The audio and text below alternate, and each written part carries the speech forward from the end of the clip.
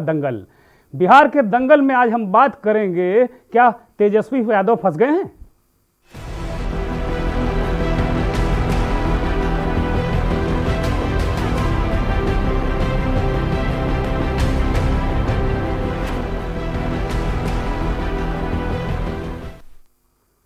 बिहार चुनाव के दूसरे चरण के चुनाव के लिए आज प्रचार शाम 5 बजे थम गया है और कुल मिलाकर जो 3 तारीख को यहाँ वोटिंग होनी है, 17 जिले हैं और 94 सीटें और 1514 प्रत्याशी मैदान में हैं। दोनों गठबंधनों के बीच हार जीत का यहाँ बड़ा प्लेटफॉर्म साबित होने वाला है ये चरण, क्योंकि पहले और दूसरे चरण को मिलाकर 2/3 से ज़्यादा सीटों पर प्रत्याशियों की किस्मत लिख दी जाएगी। आरजेडी प्रत्याशी और जो महागठबंधन का मुख्यमंत्री का चेहरा है तेजस्वी यादव की प्रतिष्ठा वाली सीट पर सभी की निगाहें हैं। राघोपुर सीट है जिस पर सब प्रतिष्ठा लगी है तेजस्वी यादव की। ये अति महत्वपूर्ण माने जाने वाली वैशाली के राघोपुर सीट के लिए तेजस्वी यादव ने लगातार 5 रैलियां करके पूरी ताकत झोंक दी है। चुनाव में के समीकरण पर नजर डालते हैं तो नजर आता है कि क्या तेजस्वी यादव फंसते नजर आ रहे हैं। एक रिपोर्ट देखिए, उसके बाद चर्चा करेंगे।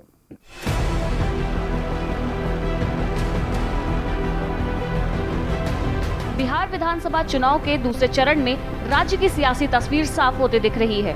इसमें महागठबंधन के मुख्यमंत्री चेहरे व राष्ट्रीय जनता दल के नेता तेजस्वी यादव की प्रतिष्ठा दांव पर लगी है।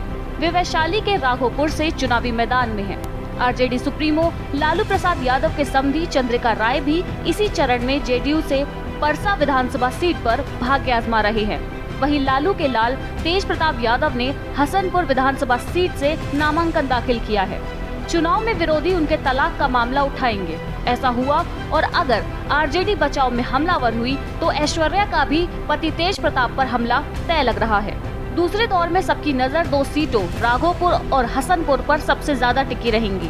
राघोपुर के नेता प्रतिपक्ष एवं महागठबंधन के मुख्यमंत्री के प्रत्याशी तेजस्वी यादव और हसनपुर सीट से उनके बड़े भाई तेज प्रताप यादव का फैसला होना है।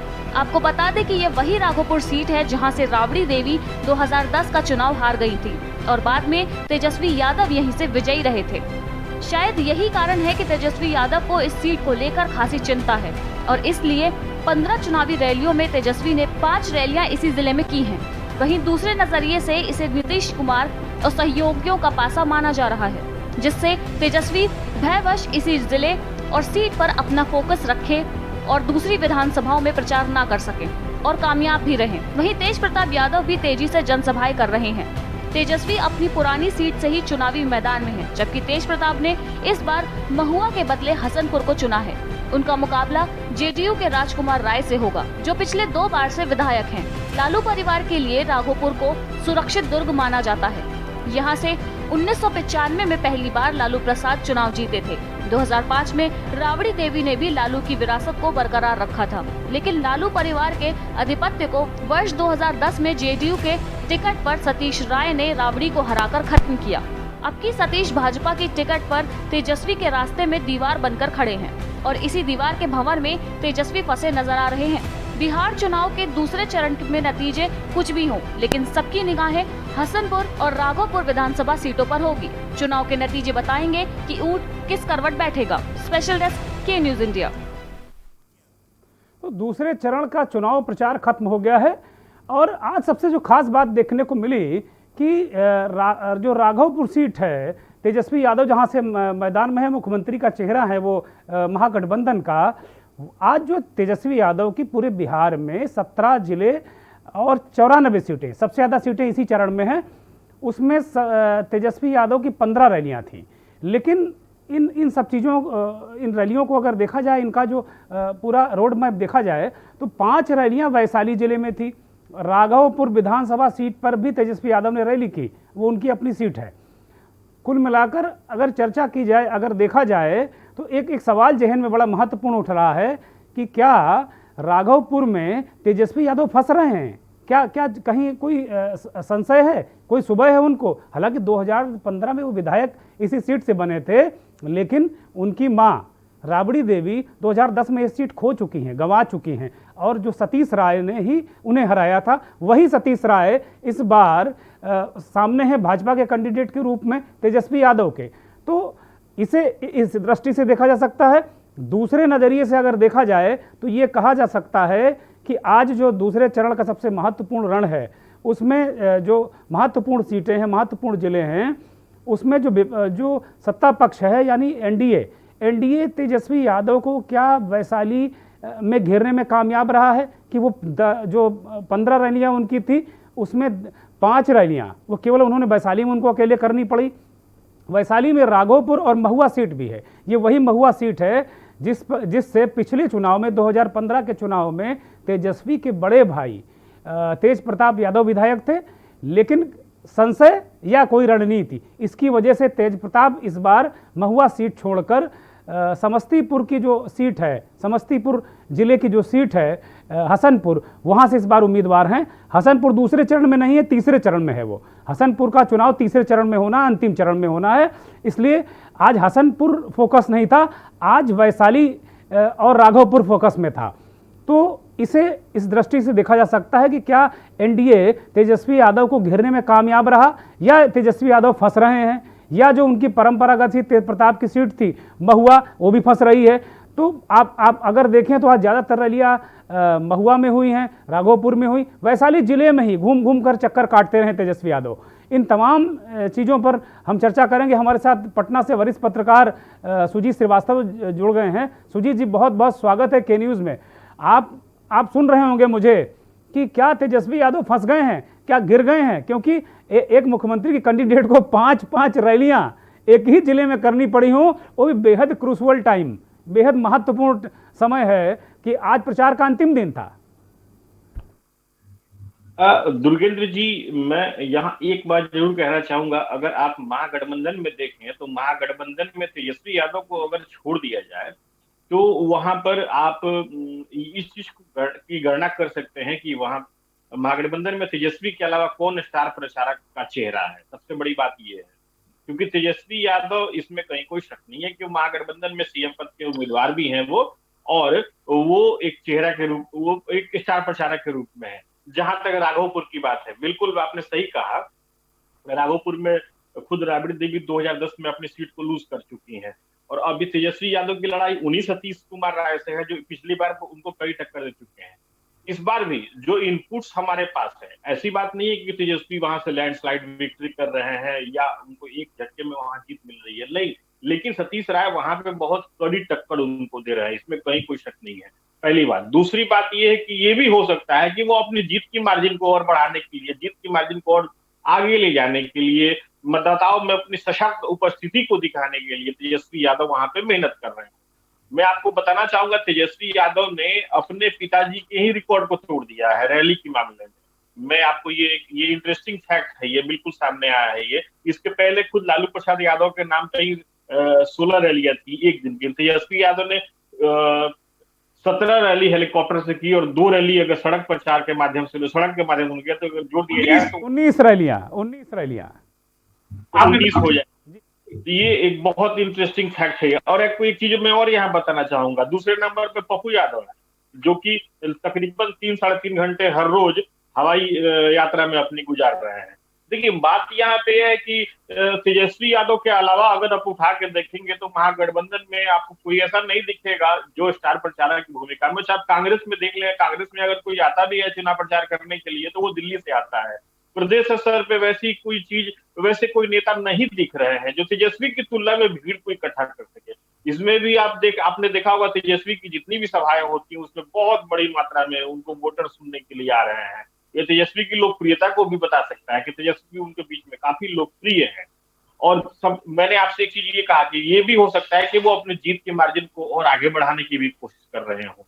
दुर्गेंद्र जी, नहीं, बिल्कुल आपने बिल्कुल बात ठीक की कि हो सकता है कि वो जीत का अंतर इतना फासला बढ़ाने की कोशिश कर रहे हो कि वो लगे कि हाँ, एक मुख्यमंत्री का कैंडिडेट चुनाव जीत कर आया है। ये बात भी हो सकती है, लेकिन जो एक सामान्य, आपने भी बहुत सारे चुनाव कवर किए होंगे, 1989 से हम भी बहुत सारे चुनाव देख रहे हैं बतौर पत्रकार, और चीज़ों को हम लोगों ने बहुत करीब से एनालाइज किया है, देखा है कि किस तरीके से जब एक नेता अपनी सीट के इर्द गिर्द या अपने जिले जहां से वो लड़ता है उस जिले में उसको 5 रैलियां करना पड़े। हमने तो वो नेता भी देखे हैं सुजीत जी कि जो बड़े नेता हुआ करते थे वो नामांकन भरने जाया करते थे और फिर कह दिया करते थे कि प्रचार करने नहीं आऊँगा।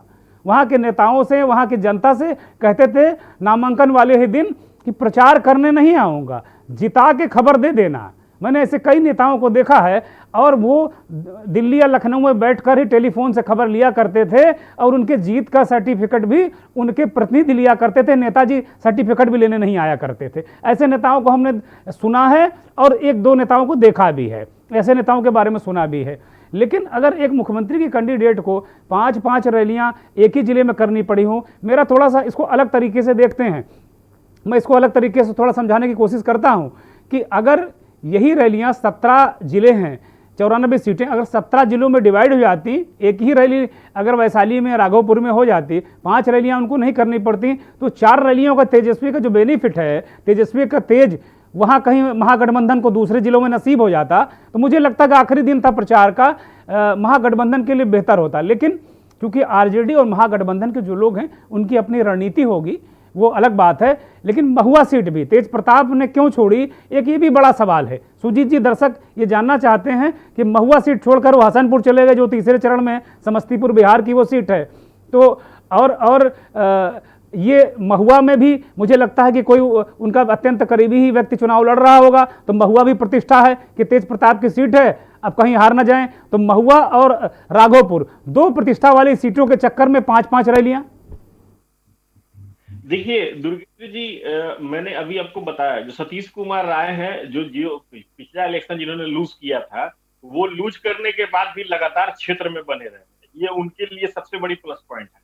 वो लगातार लोगों के बीच में रहे और जो इनपुट्स हमें ऐसे मिल रहे हैं, हमें जो इनपुट्स मिल रहे हैं, जो लोगों से वहां जो बातें हुई, जो वहां के और भी जो वोटर्स हैं उनका ये कहना था, तो ऐसी कोई बात नहीं है कि वहां पे एक तरफा जीत वहां पे तेजस्वी को मिलेगी। सतीश राय ने वहां पे लगातार हारने के बाद भी लगातार वो क्षेत्र में लोगों से जुड़े रहे। मैं आपको बहुत इंटरेस्टिंग चीज एक और बताना चाहूंगा कि राघोपुर माफ करेंगे, जो हसनपुर सीट है जहां से तेज प्रताप खड़े हैं, वहां से सिटिंग विधायक हैं राजकुमार राय जदयू के, और उन्होंने भी बहुत ही वहां पे अपने क्षेत्र को पकड़ में बना के रखने की कोशिश की है और जो इनपुट्स हमें मिले वो अभी भी अपनी पकड़ में कामयाब है। देखिए चीजें 2 हैं, अगर महुआ की सीट अगर उनके मुफीद है, तेज प्रताप के मुफीद अगर नहीं होती तो वो हसनपुर नहीं जाते, ये सोचने वाली बात है। आपने कुछ दिन पहले भी इंटरव्यू वगैरह में देखा होगा, तेज प्रताप ने ये कहा कि हमने महुआ के डेवलपमेंट के लिए बहुत सारे काम किए। देखिए अगर कोई डेवलपमेंट करता है नेता तो उसके लिए सुरक्षित सीट हो जाती है, वो वहां से विन विन सिचुएशन में रहता है। लेकिन अगर वो डेवलपमेंट करने के दावे के बाद भी अगर वहां से हट रहे हैं तो जाहिर सी बात है वो विन विन सिचुएशन उनके लिए वहां पे नहीं बैठ रहा है। मैं राघोपुर की बात आपने अभी तेजस्वी की बात आपने कही, मैं बिल्कुल इस चीज से आपके बिल्कुल सहमत हूँ कि अगर वो एक ही जिले में, एक ही कॉन्स्टिट्यूंसी में वो अगर 5-5 रैली कर रहे हैं तो इसमें 2 बातें हैं। या तो पहली बात ये है कि वो पूरी तरीके से और सिक्योर होना चाहते हैं कि मेरी सीट ये पूरी तरीके से सुरक्षित रहे और वो वोट के मार्जिन को बढ़ाएं, और दूसरी बात ये है कि वो सतीश राय या जदयू को वो मैसेज देना चाहते हैं कि मैं अगर सीएम कैंडिडेट हूं तो मेरी एक तरह से विजय हो सकती है, लोग मुझे इतना स्वीकार करते हैं या स्वीकार कर सकते हैं। दुर्गेंद्र जी बिल्कुल बिल्कुल ठीक बात है।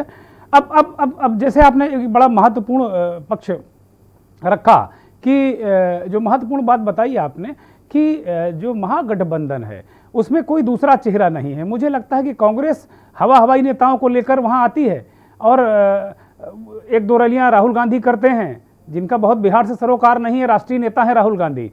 बिहार में मुझे खुद भी याद नहीं पड़ रहा कि बिहार में कांग्रेस का नेता कौन है। सुजीत जी आप बताएं, हमारे दर्शकों को तो बेहतर होगा। और वो लोग क्या कर रहे हैं कांग्रेस के लोग वहाँ पर बिहार में? वामपंथी के जो बड़े नेता हैं, जो वामपंथी नेता हैं, माले के हैं या अन्य जो कम्युनिस्ट पार्टियां हैं उनके नेता हैं, वो कहाँ हैं? कन्हैया कुमार क्या बेगूसराय के इर्द गिर्द सिमट गए हैं? दुर्गेंद्र जी, मालिक की आपने बात कही, दीपंकर भट्टाचार्य लगातार कैंपेन कर रहे हैं। कन्हैया कुमार की सभाएं हुई, लेकिन कन्हैया कुमार की जो सभाएं हुई वो एक क्षेत्र विशेष तक ही रह गई।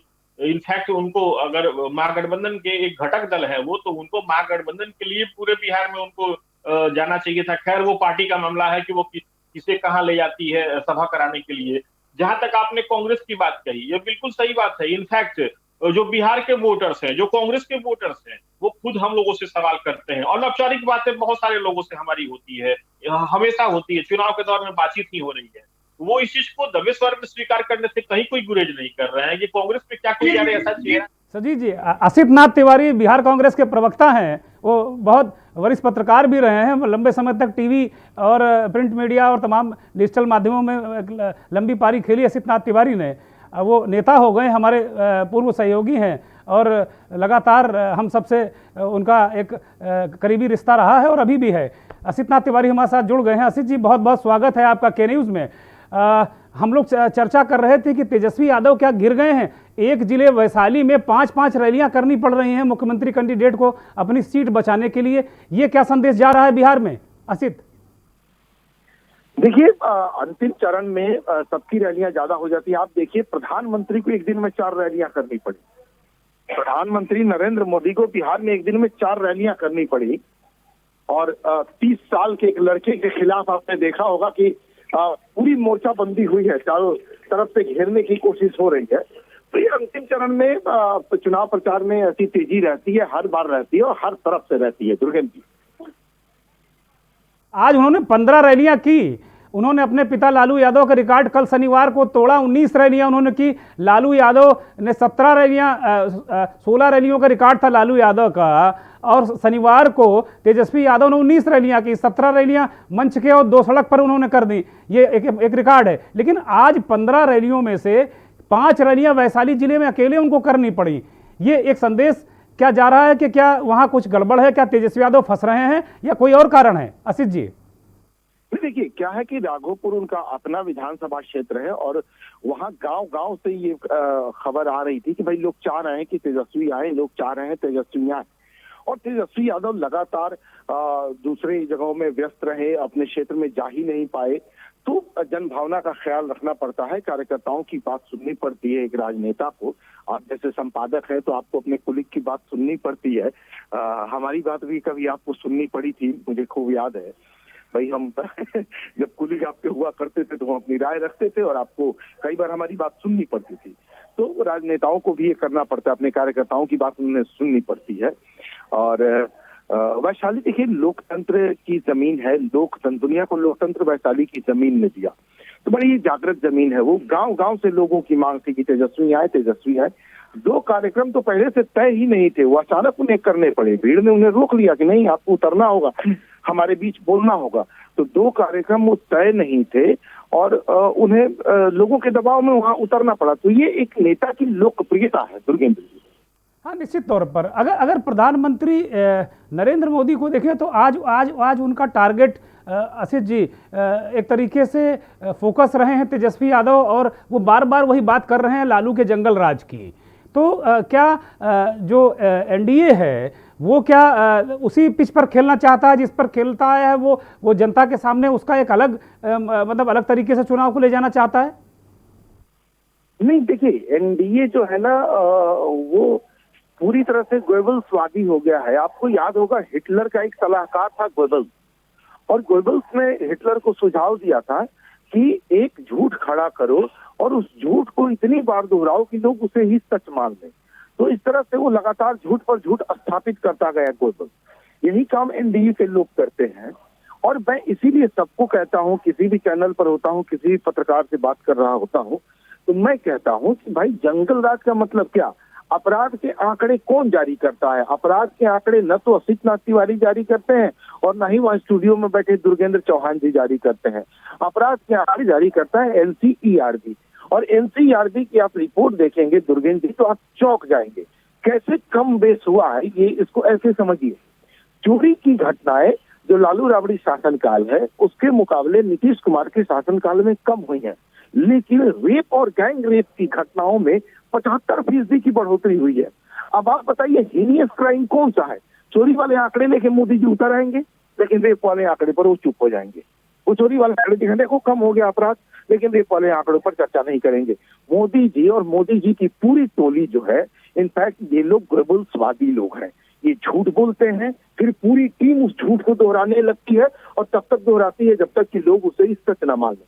मैं कह रहा हूँ एनसीईआरबी के आंकड़े देखिए, ना मैंने बनाए हैं ना आपने बनाए हैं। उस सरकार की संस्था है, सरकार की ही रिपोर्ट है कि बिहार में हीनियस क्राइम बढ़ा है, पहले के मुकाबले घटा नहीं है। तो दरअसल वो झूठ फैलाते हैं, घेर वेर किसी को नहीं रहे, गोएबल्स की नीति पर काम करते हैं। एक झूठ बोलता है और बाकी पूरी टोली उसी झूठ को दोहराने में लग जाती है। दुर्गेंद्र जी, सुजीत जी, असित जी आप बने रहिए बस। सुजीत जी, असित नाथ तिवारी कह रहे हैं कि ये जो एनडीए का जो प्रचार तंत्र है चुनाव में, वो झूठ का प्रचार कर रहा है, झूठ तंत्र है। उन्होंने कुछ आंकड़े रखे हैं कि भाई 75% रेप और अन्य घटनाओं में वृद्धि हुई है। चोरी जरूर लालू राबड़ी के शासनकाल के मुकाबले कम हुई है। और एनसीआरबी के आंकड़े असित रख रहे हैं, कांग्रेस के प्रवक्ता हैं, हमारे पुराने साथी रहे, पत्रकार रहे हैं, और वो आंकड़ों के साथ बात कर रहे हैं। तो ये किस तरह का एनडीए कौन से जंगल राज की बात कर रहा है? जंगल राज नीतीश का है या लालू का? सुजीत जी। दुर्गेंद्र जी, असित भाई आपको मेरा नमस्कार है। सबसे बड़ी बात देखिए, असित भाई जो है एक पार्टी के प्रवक्ता हैं, जाहिर सी बात है वो तो दूसरी पार्टी पे अपना अटैक तो करेंगे ही, लेकिन मैं अभी किसी का ना पार्टी के प्रवक्ता हूँ ना मैं कहीं कुछ हूँ, मैं एक इंडिविजुअल न्यूट्रल इंसान हूँ। देखिए सर, मैं ये जरूर कहना चाहूंगा, नेशनल क्राइम रिकॉर्ड ब्यूरो के जो आंकड़े हैं, जाहिर सी बात है वो हम और आप नहीं तय करते हैं, वो तो ऑफिशियल डॉक्यूमेंट्स होते हैं, आंकड़े होते हैं। रही बात जहां तक एनडीए के जंगल राज की कहने की बात या कुछ और जो भी इश्यूज होते हैं, जो मुद्दे होते हैं, कोई भी पार्टी वो मुद्दा वही बुलाना चाहती है जिससे उसको वोट मिल सके, चाहे कोई भी दल हो, कोई भी महागठबंधन हो, कोई चाहे एनडीए हो या कुछ भी हो, वो उस इश्यू को ही उठाना चाहती है जिसको लोगों के बीच में भुनाया जा सके। अगर मैं गलत नहीं कह रहा हूं तो, क्योंकि उनका ये मानना है कि ये इश्यू हम इसको कुरेद के उसको वोट में तब्दील कर सकते हैं। आप देख लीजिए, बात कहां से शुरू हुई थी, रोजगार की बात हुई, रोजगार के बाद से फिर राम मंदिर का इशू आया, राम मंदिर के बाद से पाकिस्तान की एंट्री हुई, पाकिस्तान के बाद से फिर औरंगजेब की एंट्री हुई। तो ये सारे इश्यूज जो बस वही होते हैं जो जिनसे आप एक तरह से पोलराइज कर सके, वोटरों को पोलराइज कर सके, उसको वोट में तब्दील कर सके। यहाँ पे सबसे इंटरेस्टिंग बात यह है कि 10 लाख का रोजगार का मुद्दा उठा, तेजस्वी ने बहुत शानदार तरीके से उठाया, वो तो उसके पास से एनडीए तो बैकफुट पे आ गया, फिर एनडीए को कहना पड़ा कि हम लोग 19 लाख रोजगार देंगे। कांग्रेस ने सुजीत जी, कांग्रेस ने भी एक जैसे तेजस्वी की तरह नौकरियों को वादा, कांग्रेस ने भी एक चुनावी वादा कर दिया है। सुरजेवाला जो राष्ट्रीय महासचिव हैं और मीडिया हेड है कांग्रेस के, उन्होंने कहा कि जो बिहार में अगर उनकी सरकार आई महागठबंधन की, तो जो भी भर्तियां होंगी डॉक्टरों की, नर्सों की, स्वास्थ्य हेल्थ सेक्टर पे एक युवा पत्रकार ने उनसे सवाल पूछा था प्रेस कॉन्फ्रेंस में, तो उन्होंने जवाब दिया कि सर्टिफिकेट लाओ, नौकरी ले जाओ। एक तरीके से जो सरकार बनने के बाद वो भी एक जो रोजगार मेला लगाने वाले हैं। असित नाथ तिवारी जुड़े हुए हैं। असित जी, ये कांग्रेस का रोजगार मेला, इसका क्या मसला है?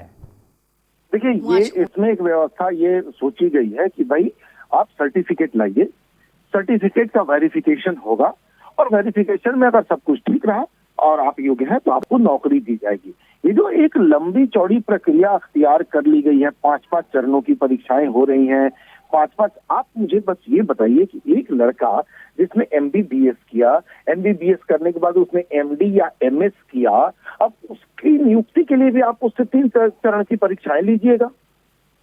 ये उस लड़के का मजाक उड़ाना हुआ कि नहीं? उसने जो 5-6 साल बिताए मेडिकल कॉलेज में, उसका मजाक उड़ाना हुआ कि नहीं? अगर उसके पास एक वैलिड सर्टिफिकेट है, वो डॉक्टर है, वो एमबीबीएस एमएस है, तो उसे जॉब प्रोवाइड करने में क्या दिक्कत है?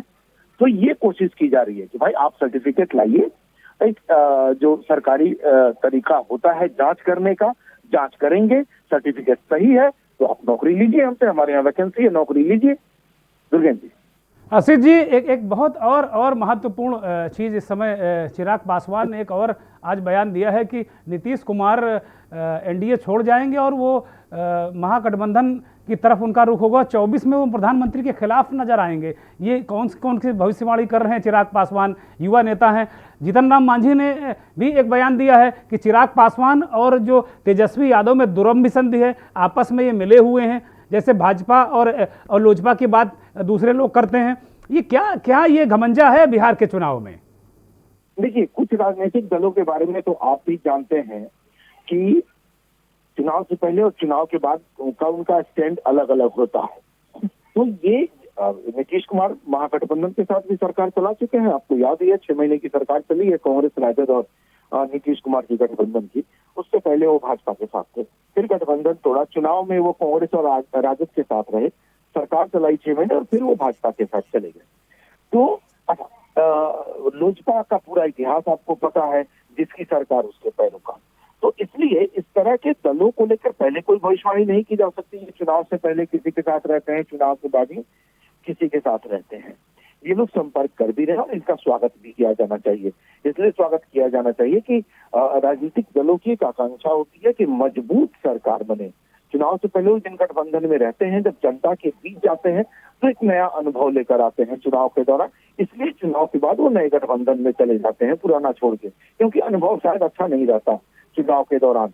और उनके अपने मतदाता उन्हें समझाते हैं कि नहीं भाई ये गलत है, चलिए आपको वोट तो हम दे रहे हैं, लेकिन चुनाव के बाद आप ये कर लेंगे।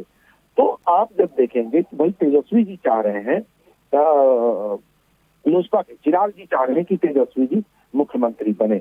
आप देखिएगा कि भाई नीतीश जी भी चाहेंगे, नीतीश जी भी चाह रहे हैं कि नहीं हम लोग मिलजुल के फिर एक बार सरकार बनाए।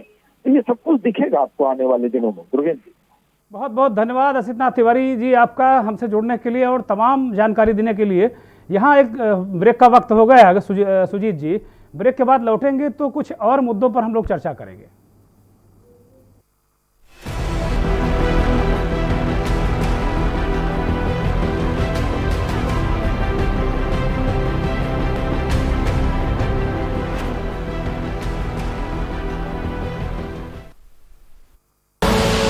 आप देख रहे हैं के न्यूज, खबरों का सारथी। लम्हे छोटे से ये जिंदगी से भरे, इन्हें हाथों में भर ले और जी ले जरा। मुसाफिरा तू है चला, मुसाफिरा रे। छोटे छोटे लम्हों का अनोखा सफर, कमला पसंद, अनोखा स्वाद और खुशबू में झूम के भाई लेके आए गोल्डी मसाले। गोल्डी मसाले, खुशबू और स्वाद ऐसा तो रिश्तों में गुस्सा कैसा। मस्त है, बड़े मस्त है, टेस्ट में भी लज्जत है। बावर्ची की सोया बड़ी, बावर्ची न्यूट्री सोया बड़ी और टेस्ट में बड़े मस्त है। GGS Education Group launches 20% discount on academic fee of courses MBA, BBA, BCA, BFSI and GM, D Pharma, B Pharma. Offers best infrastructure, best transport facility, best academic service and best placement service. Register today to avail 20% discount. Call 9971 496 497 or visit the campus Kanpur Lucknow Highway near Unnao. GGS Education Group. IPL पान मसाला, इसमें है शिमोगा की मशहूर सुपारी, केरल के बागों से इलायची, सोलन के जंगलों से उत्पादित शुद्ध कत्था, असली फूलों की खुशबू और प्योर चंदन के तेल से निर्मित 0% निकोटीन, 0% टोबैको युक्त IPL पान मसाला।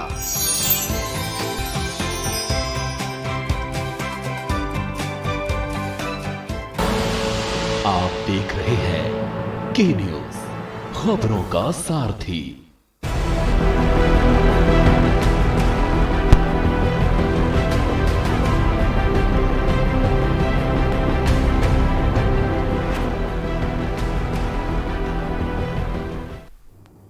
ब्रेक से वापस आ गए हैं। बात हम लोग कर रहे थे बिहार चुनाव की, और जिस तरीके से बिहार में आज दूसरे चरण का मतदान के लिए जो प्रचार है वो बंद हो गया है, और दूसरा चरण 3 तारीख को है और उसमें वोट डाले जाएंगे दूसरे चरण के लिए।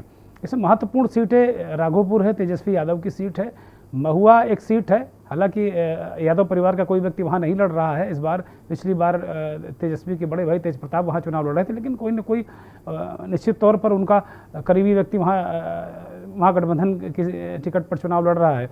और जो भी है वो महत्वपूर्ण सीट महुआ भी है उनके लिए और राघोपुर भी। 5 रैलियों की बात हमने की, जीतन राम मांझी जिस तरीके से कह रहे हैं कि जो चिराग पासवान हैं वो चीज़ों को बिगाड़ने की कोशिश कर रहे हैं, चिराग पासवान तेजस्वी यादव मिले हुए हैं, ये एक बयान एक महत्वपूर्ण आया।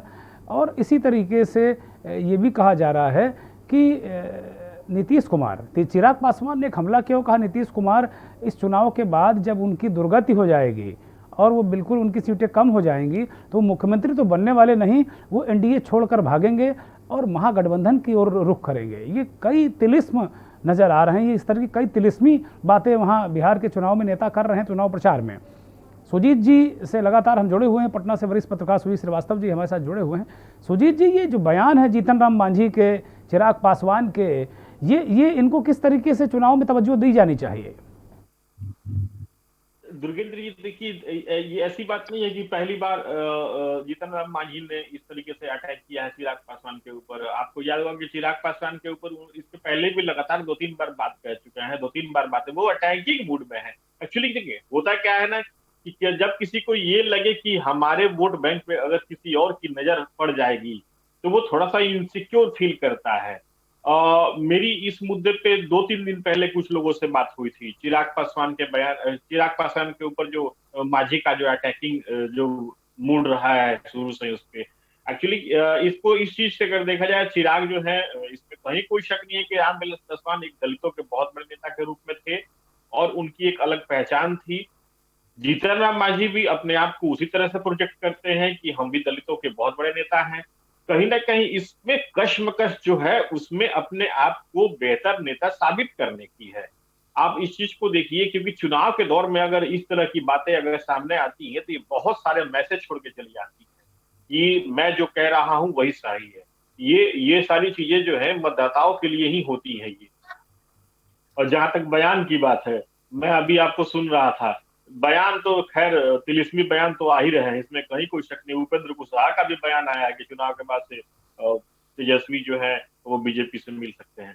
तो तमाम तरह की बयान है, ये बातें चल रही हैं, ये बड़ी लोग यहाँ तक कह रहे हैं। और अगर आप देखें तो कुछ ऐसे मित्र भी, बिहार से बात हो रही थी तो एक मित्र ने बड़ी एक्सक्लूसिव खबर बताई और उन्होंने कहा कि दावे के साथ आप नोट कर लीजिए, और उन्होंने कहा कि आप इसको अपने चैनल पे चला दीजिए कि चुनाव के बाद बीजेपी और आरजेडी की सरकार बनेगी। अद्भुत अद्भुत संयोजन लोग बताने लगे हैं। और जो बीजेपी की एक नेता है, राष्ट्रीय स्तर के नेता हैं, राज्यसभा के सदस्य हैं, उनकी लालू यादव के परिवार से रिश्तेदारी भी करा दी गई कि चुनाव के बाद ये रिश्तेदारी भी हो जाएगी और उसके बाद ये सरकार बन जाएगी, ये रिश्तेदारी न्यू बनेगी सरकार बनाने की। तो ये अद्भुत बातें, तरह तरह की बातें वहाँ बिहार के सियासी माहौल में उछाली जा रही हैं या उछल रही हैं? जी देखिए दुर्गेंद्र जी, ये तो बिल्कुल तय है ना कि राजनीति में ना कोई कभी किसी का परमानेंट दुश्मन होता है, ना कोई कभी किसी का दोस्त होता है। जी। तो ये इस चीज की पुनरावृत्ति तो आप इसके पहले भी देख चुके हैं। जब 2015 में अचानक नीतीश कुमार बीजेपी का साथ छोड़ के आरजेडी के साथ चले गए, उस आरजेडी के साथ चले गए जिसमें जिसके विरोध के लिए ही नीतीश कुमार ने जदयू को तैयार किया था, जदयू को बनाया था। ये समता पार्टी जो बाद में जदयू बनी थी। तो राजनीति में ना कोई कभी किसी का परमानेंट दुश्मन होता है, ना कोई कभी किसी का दोस्त होता है। एक बयान केवल देने की जरूरत होती है कि तमाम मतभेद बुला के और क्षेत्र के विकास के लिए हम लोग साथ आ गए हैं, बस यही बयान है, काफी होता है। ठगा हुआ महसूस वो करता है जो अपना वोट देता है, जो जनादेश देता है। बहरहाल जनादेश का क्या हालत होता है आप देख चुके हैं। 2015 में साथ जोड़ना, फिर 2 साल 2.5 साल बाद फिर साथ छोड़ना, फिर बीजेपी के साथ आना, ये सारी तमाम चीजें जो है उठा पटक नूरा कुश्ती का दौर जो है राजनीति में चलते रहता है। दुर्गेंद्र जी, एक बात बड़ी अहम सुजीत जी मेरे दिमाग में आ रही है कि ये जो अल्पसंख्यकों का वोट है, जो अकलियत का वहाँ वोट है बिहार में, वो एक तो मुझे लगता है कि 15-16% लोग होंगे वहाँ पर। और ये अभी तक नीतीश कुमार को भी अच्छी खासी तादाद में मिलता रहा है। इस बार क्या स्थिति होने वाली है? क्या आरजेडी इसमें इस पर पूरा दावा कर रही है आरजेडी? क्या आरजेडी को इसमें ज़्यादा फायदा मिलेगा? क्या नीतीश कुमार पूरी तरीके से किनारे कर दिए जाएंगे अल्पसंख्यकों के द्वारा? देखिए दुर्गेंद्र जी, आरजेडी जो है वो नीतीश कुमार पे तो अटैकिंग है, इसमें कहीं कोई शक नहीं है। और वो पुरानी बातों को भी दोहरा रही है कि चाचा जो है वो आए और अब उसके बाद से अपना मौका देखे और धीरे से निकल लिए, इसमें कहीं कोई शक नहीं है। देखिए, जहां तक आरजेडी की स्ट्राइकिंग रेट है, मैंने इसके पहले के डिबेट में बताया था, आरजेडी का जो कोर वोटर है वो आरजेडी को ही सपोर्ट करता है, इसमें कहीं कोई दो मत नहीं है।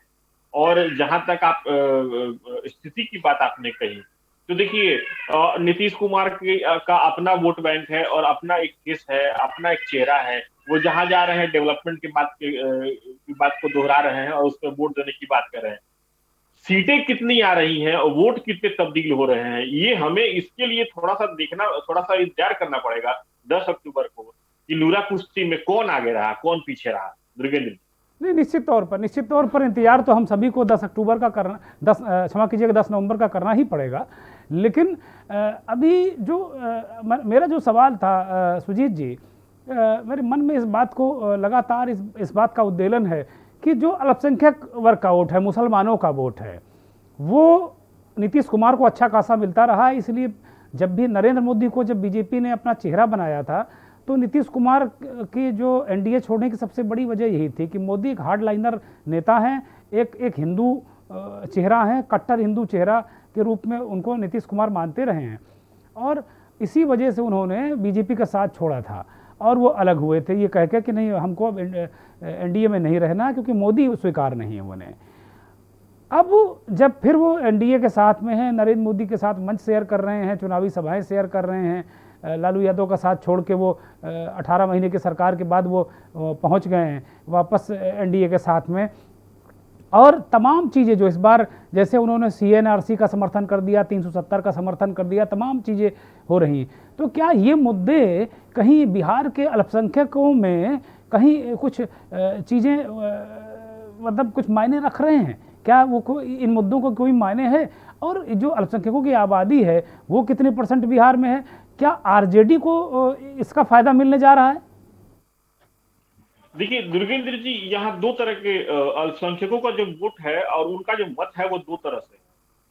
जो हार्डकोर जो सपोर्टर है आरजेडी के, वो पूरी तरीके से आरजेडी के साथ, लेकिन वैसे सपोर्टर जो वैसे माइनॉरिटीज अल्पसंख्यक जो नीतीश कुमार से जुड़े हुए हैं, वो इस चीज को भी गुरेज नहीं कर रहे हैं कि नीतीश कुमार ने भागलपुर दंगे के लिए क्या किया, उनके हक के लिए क्या किया।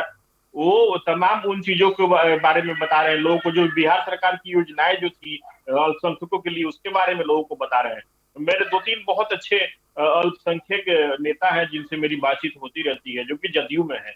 वो इस चीज को स्वीकार करते हैं कि नहीं, हम लोग हार्डकोर तो हैं लेकिन नीतीश कुमार के प्रति, क्योंकि उन्होंने कुछ काम को पार्टी लाइन से हट के किया है, इस चीज से वो अस्वीकार नहीं कर सकते हैं। देखिए, जहां तक आपने बात कही वैसे अल्पसंख्यक जो आरजेडी के साथ है, मैं आपको एक छोटी सी एक बात बताना चाहूंगा। एक बहुत बड़े नेता हैं जदयू से, जिनसे मेरी अक्सर बातचीत होती रहती है, वो अल्पसंख्यक हैं और अल्पसंख्यक समाज में उनकी बहुत अच्छी पकड़ है।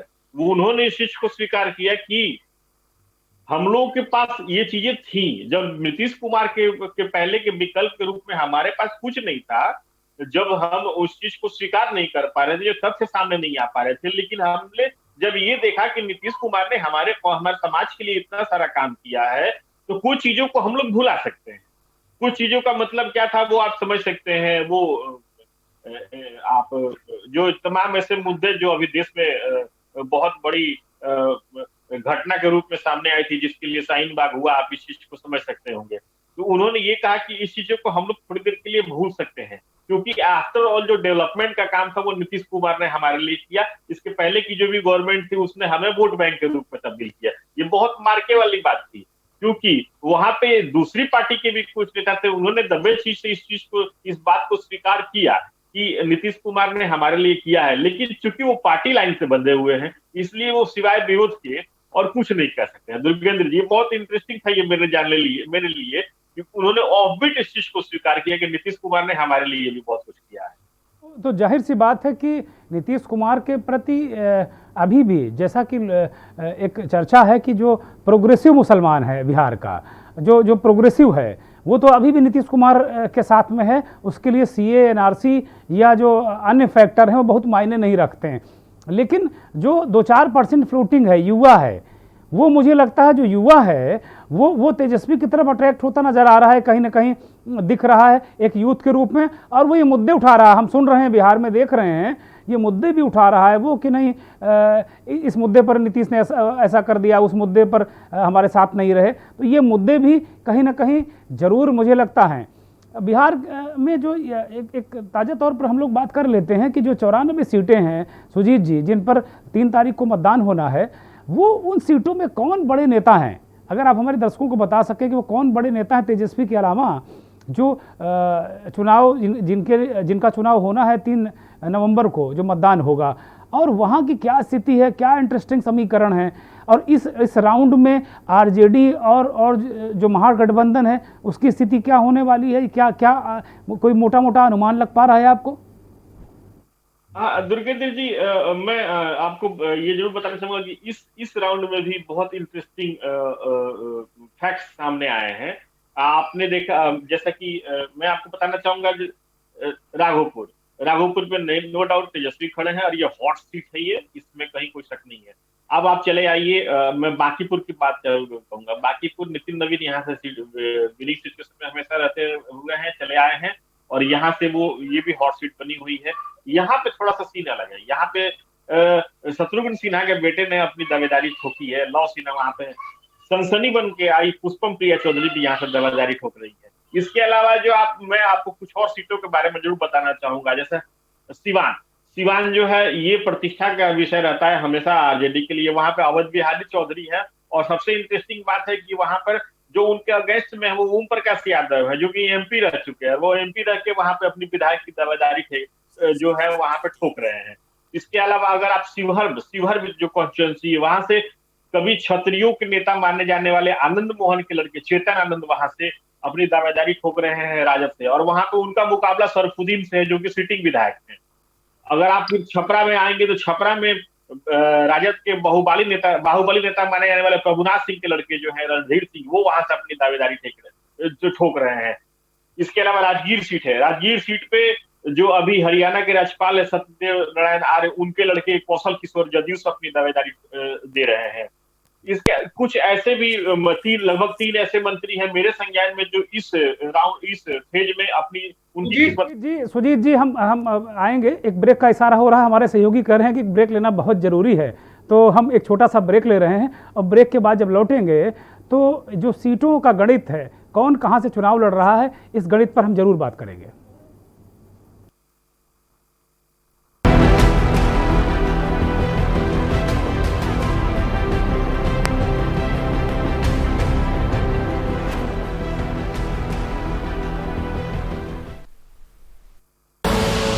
आप देख रहे हैं के न्यूज, खबरों का सारथी। फिट रहना है तो फिटनेस हेल्थ ऑयल ले आओ। You are correct. हाँ, करेक्ट होता है बाबूजी। सही बोले हैं, तो ले आइए फिटनेस हेल्थ ऑयल। जय हिंद, जय छत्तीसगढ़, जय हिंद, जय छत्तीसगढ़। तन मन धन से सभी सुखी हैं, ऐसा सुंदर राज हूँ मैं।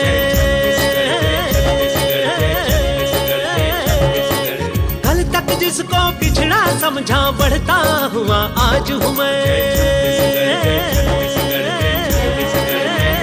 छत्तीसगढ़ राज हूँ मैं।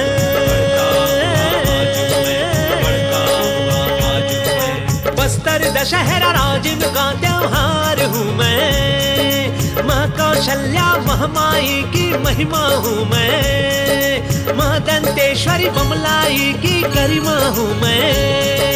संत कबीर का दामा खेड़ा घासीदास का धाम हूँ मैं।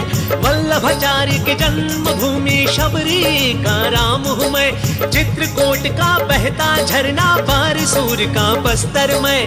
भोरम देव कैलाश गुफा कुटुम सर का प्रस्तर हूँ मैं।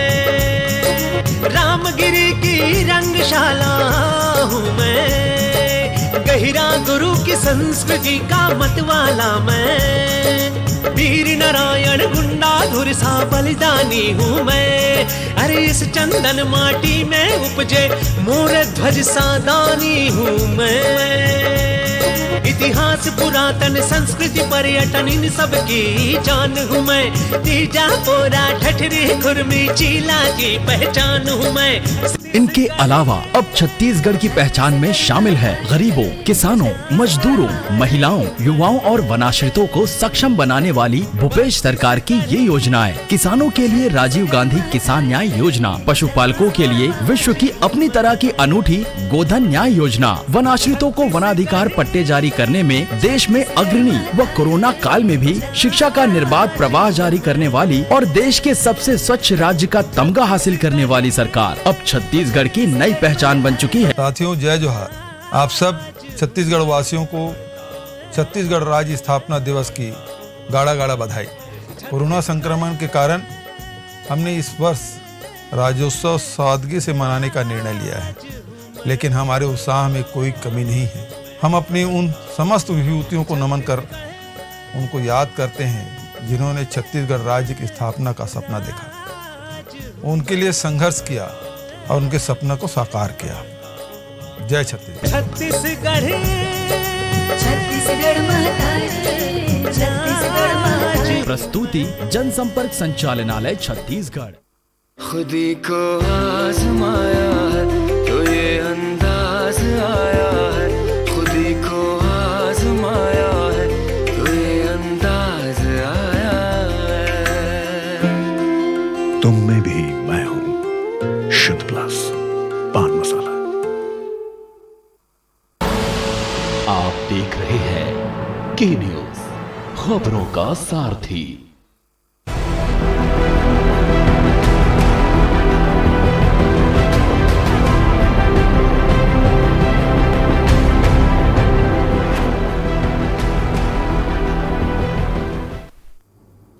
ब्रेक के बाद एक बार आपका फिर स्वागत है। बिहार के दंगल में हम लगातार बात कर रहे हैं कि दूसरे चरण का जो चुनाव प्रचार आज बंद हुआ है उस पर हम बात कर रहे हैं। सुजीत श्रीवास्तव वरिष्ठ पत्रकार पटना से हमारे साथ जुड़े हुए हैं। सुजीत जी, बड़ी महत्वपूर्ण और इंटरेस्टिंग जानकारी दे रहे थे कि दूसरे चरण में कौन महाबली, कौन बाहुबली और कौन छत्रप हैं, कौन नेता पुत्र हैं, कौन राज्यपाल के पुत्र हैं, कौन स्टार पुत्र हैं। एक एक तरीके अद्भुत लोग हैं इस मैदान में और स्वयं मुख्यमंत्री पद के दावेदार तेजस्वी यादव भी राघोपुर सीट से चुनाव मैदान में है और कल उनकी भी किस्मत ईवीएम में कैद हो जाएगी। ये बहुत आसान ऐसा चुनाव नहीं लग रहा तेजस्वी यादव के लिए। वहाँ जो सतीश राय हैं वो लगातार लोगों के संपर्क में रहे हैं। उनकी मां राबड़ी देवी को 2010 में चुनाव हरा चुके हैं और पिछली बार भी तेजस्वी यादव से वो हारे थे, तो बेहद करीबी मुकाबला होगा। लेकिन तेजस्वी यादव इसे करीबी ना मान के इसे ज़्यादा अंतर वाला मुकाबला बनाने की कोशिश कर रहे हैं। अभी बिहार कांग्रेस के प्रवक्ता असितनाथ तिवारी जुड़े थे, वो कह रहे थे कि 5 रैलियाँ कोई दबाव में नहीं कर रहे हैं वो तेजस्वी यादव, या कहीं फंस नहीं गए हैं। वो जनता की बेहद डिमांड है वहाँ पर कि वो बहुत लोग उनको प्यार करते हैं और लगातार डिमांड आ रही थी कि भाई मेरे यहाँ भी, मेरे यहाँ भी, मेरे यहाँ भी। खैर, प्रवक्ता तिवारी का अपना एक मत हो सकता है, वो गठबंधन का हिस्सा है कांग्रेस, तो वो अपने ही तरीके से चीज़ों को कहेंगे। लेकिन हम तो यही मान रहे हैं कि कहीं ना कहीं ज़्यादा मेहनत की ज़रूरत तेजस्वी यादव को पड़ रही है। सुजीत जी, खैर हम लोग बात कर रहे थे कि किस तरीके से कौन कहाँ पर है और किस तरीके का मुकाबला है। जी दुर्गेश जी, मैं वही आपको बता रहा था, 17 जिले हैं, 94 सीटें हैं और तकरीबन यहाँ इसके लिए 1514 प्रत्याशी फील्ड में हैं। यानी कि 1514 प्रत्याशियों की किस्मत का फैसला इस फेज के चुनाव में होने वाला है। और सबसे बड़ी बात है, ये जो फेज होगा ये एनडीए और महागठबंधन दोनों के लिए बहुत बड़ा लिटमस टेस्ट होने वाला है, क्योंकि हम आपसे बात करेंगे। हमारे साथ बिहार के सह प्रभारी भारतीय जनता पार्टी के पवन शर्मा जी जुड़ गए हैं। पवन शर्मा जी, बहुत बहुत स्वागत है आपका के न्यूज़ इंडिया में। हम बिहार दंगल में बात लग रहा है पवन शर्मा से संपर्क फिर टूट गया। सुजीत जी, आप कंटिन्यू रखिए और बताइए कि दर्शकों को कि किस तरीके से कहाँ क्या समीकरण है और क्या स्थितियां बन रही हैं दूसरे चरण में, क्या दूसरा चरण कितना महत्वपूर्ण है आरजेडी के लिए और एनडीए के लिए। मैं दुर्गेश जी, मैं ये बताना चाहूंगा कि अभी जो दूसरा जो फेज है, 17 जिले, 94 सीटें, 15 से 14 प्रत्याशी हैं यहाँ पर जिनकी किस्मत का फैसला होने वाला है इस फेज में। और सबसे बड़ी बात है कि ये जो फेज है ये दोनों गठबंधन, महागठबंधन और एनडीए दोनों के लिए ये हार जीत का खेल जो होगा वो साबित करने के लिए बहुत बड़ा प्लेटफॉर्म साबित होगा ये, क्योंकि ये पहले और दूसरे चरण को मिला के इसमें 2/3 से ज्यादा ऐसी सीटें हैं जिसमें प्रत्याशियों की किस्मत का फैसला होगा। ये इस लिहाज से ये जो फेज है चुनाव का ये बहुत ही अहम है। ये जहां तक मैं अहम उम्मीदवारों की बात जरूर बताना चाहूंगा, क्योंकि अहम उम्मीदवार में अगर आप देखेंगे तो समाज कल्याण नीतीश गवर्नमेंट के जो कैबिनेट मंत्री रहे हैं रामसेवक सिंह कुशवाहा, ये हथुआ से अपनी दावेदारी पेश कर रहे हैं। इनके अगस्त में राजेश कुशवाहा हैं जो वहां से राजद से सीधी टक्कर इनको दे रहे हैं। इसके अलावा पटना साहिब से नीतीश गवर्नमेंट के और बिहार भाजपा के बहुत वरिष्ठ नेता हैं नंद किशोर यादव, वो अपनी दावेदारी पेश कर रहे हैं, क्योंकि वो भी एक क्षेत्र में बहुत कदावर नेता माने जाते हैं। इसके अलावा राणा रणधीर है जो कि नीतीश गवर्नमेंट के मंत्री हैं, ये मधुबन जो कॉन्स्टिट्यूएंसी है पूर्वी चंपारण से, वहां से अपनी दावेदारी वो जो है वहां से पेश कर रहे हैं। देखिए यहाँ इसके अलावा कुछ है और ऐसी सीटें हैं जो कि बहुत ही अहम है, जैसे गोपालगंज की कुचायकोट कॉन्स्टिट्यूएंसी है जो कि वहां के जो विधायक है, सिटिंग विधायक लगातार जीते चले आ रहे हैं, अमरिंदर पांडे, उनको टक्कर दे रहे हैं काली प्रसाद पांडे जो कि एमपी भी रह चुके हैं और अब फिलहाल वो कांग्रेस में है, लेकिन इसके पहले वो लोजपा के राष्ट्रीय महासचिव भी थे। इसके अलावा भागलपुर में कांग्रेस से अजीत शर्मा खड़े हैं जो कि फिल्म स्टार नेहा शर्मा के पिता हैं और कांग्रेस के बड़े नेताओं में उनकी गिनती होती है। इनफैक्ट नेहा शर्मा फिल्म में बहुत अच्छी एक एक्ट्रेस मानी जाती है, उनकी कई हिंदी फिल्में भी आ चुकी हैं। इसके अलावा अगर हम बात करें तो फिर नालंदा में जो है वो श्रवण कुमार के सामने गुंजन पटेल है। श्रवण कुमार जो है नीतीश गवर्नमेंट के कैबिनेट मंत्री रह चुके हैं।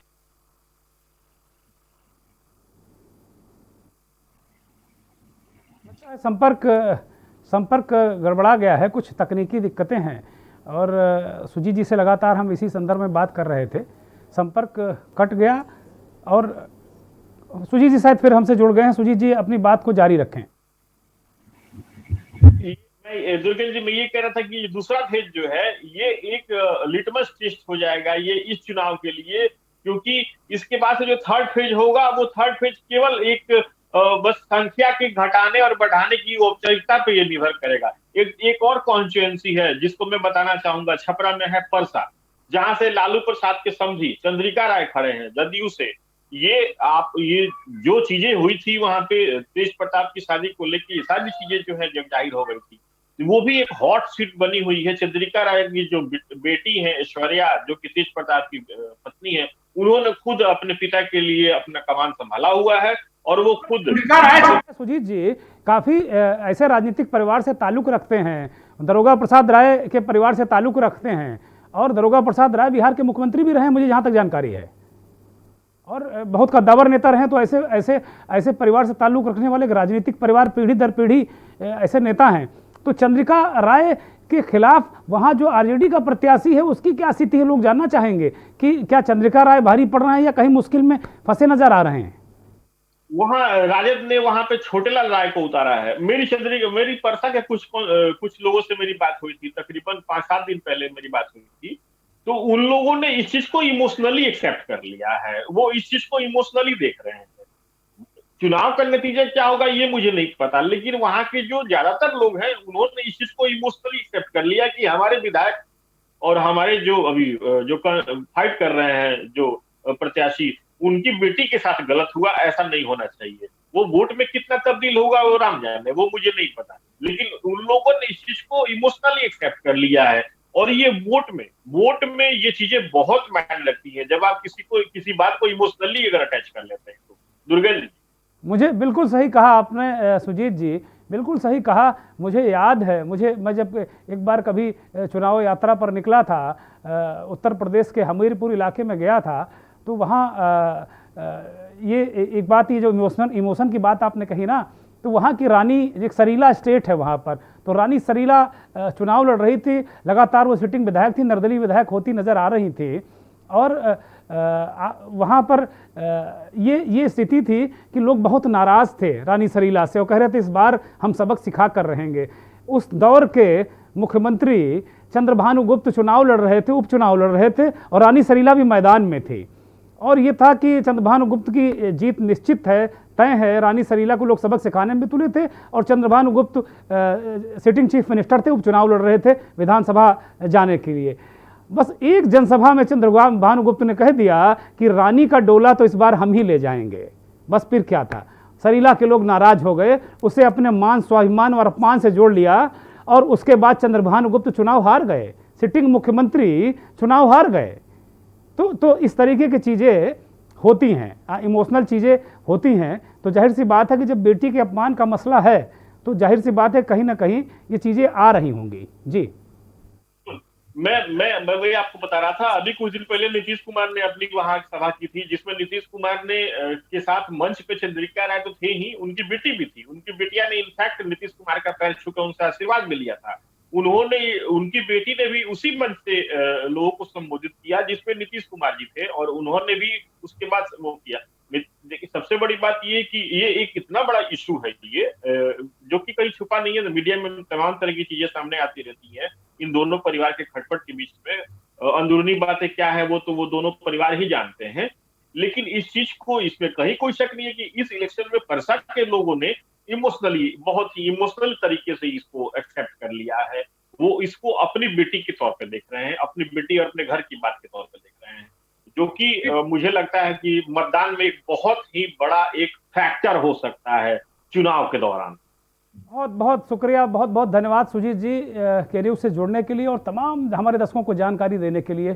तो पटना से वरिष्ठ पत्रकार सुजीत श्रीवास्तव में बता रहे थे कि जो चंद्रिका राय वाली सीट है ना, वो वहाँ इमोशन का मसला है। दरअसल जो इमोशन एक ऐसी चीज़ होता है ना, चुनाव में अगर इमोशन पे चुनाव हो जाए तो फिर जिसके पक्ष में इमोशन हैं उसे कोई रोक नहीं सकता है, चाहे वो राम मंदिर का इमोशन हो, चाहे रानी सरीला का मसला हो, और चाहे चंद्रिका राय के जो बेटी के स्वाभिमान मान की बात हो। खैर, ये तो नतीजे ही बताएंगे। बिहार के दंगल में फिलहाल इतना ही। देश दुनिया की खबरों के लिए देखते रहिए के न्यूज़ इंडिया। नमस्कार।